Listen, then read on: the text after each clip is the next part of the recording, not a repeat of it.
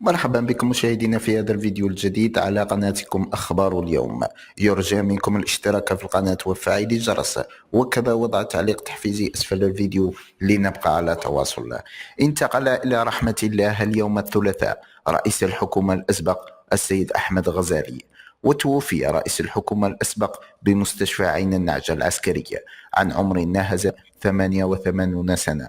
وتقلد الراحل سيد أحمد غزالي منصب رئيس الحكومة الجزائرية من 5 جوان 1991 خلفا لمولود حمروش إلى 8 جويلية 1992، أي في فترة حكم الشاذلي بن جديد ومحمد بوضياف خلفه بالعيد عبد السلام.